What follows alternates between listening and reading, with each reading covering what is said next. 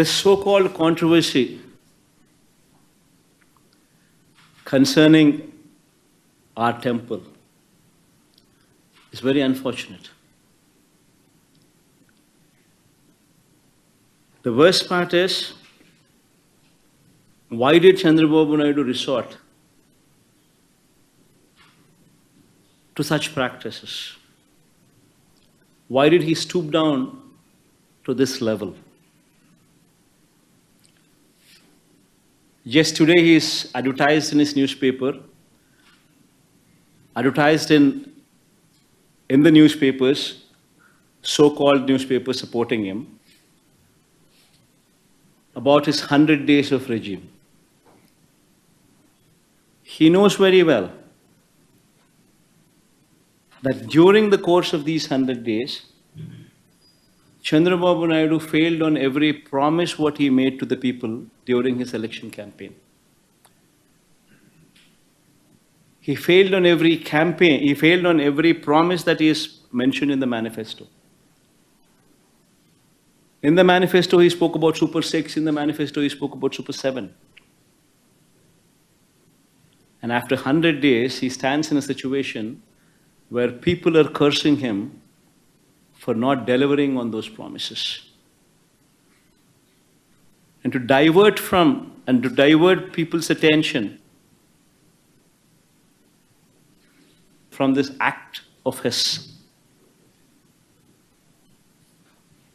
he had stooped down to the extent of tarnishing the image and reputation of our temple. In fact, the most unfortunate thing is, TTD board is a very renowned board. It comprises of people from all over the country. People with high stature, people who've been recommended by the central ministers, people who've been recommended by the chief ministers of neighboring states. All of them become party to the board. All of them are the members of the board. Such is the reputation of TTD board. And what has actually happened here is just a routine practice which has been twisted for political gains. See, this process is not new.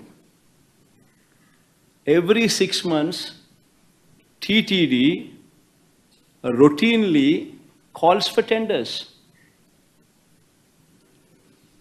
Routinely, people who have been selected as L1 will be awarded the contract of supply of these materials, supply of these ingredients in preparation of these laddus or any such things. This is a routine process. The criteria of qualification and these kind of things were not set recently.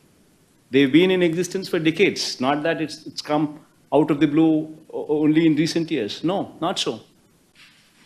This is a routine process, online tendering process, where anybody who fits into this qualification is free to participate in these tenders online. And if he qualifies, he becomes L1. And it is ratified by the board. It's as simple as that. Now coming to the procedure. Now coming to the practices which are in store. Every company which is qualified, if they were to supply any ingredients, any tanker,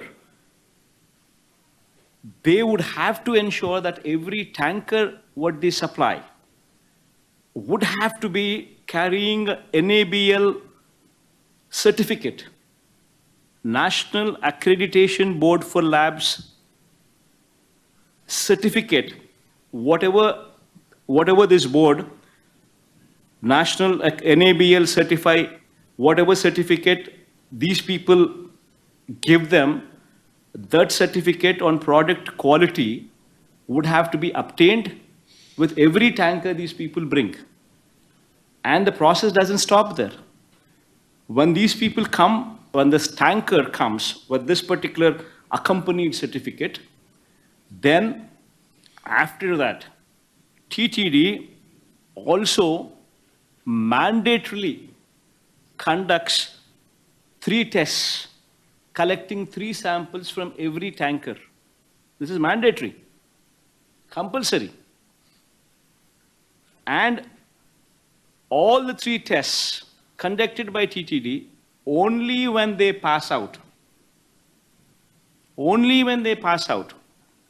then only then the tanker is good to go into the temple, and where the ingredients could be used to make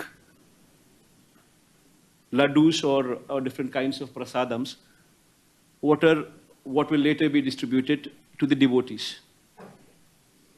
If any tanker fails on any of these tests, even if one test goes wrong, the tanker is stopped. Tanker is not permitted to go inside. Forget about anything else. Forget about consumption. It is not even permitted to go inside. It is rejected. This is the practice in TTD. And this is not something new.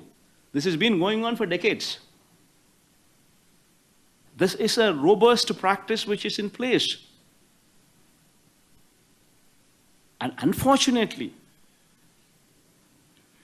because of this practice which is in place, yet the Chief Minister chose to tell people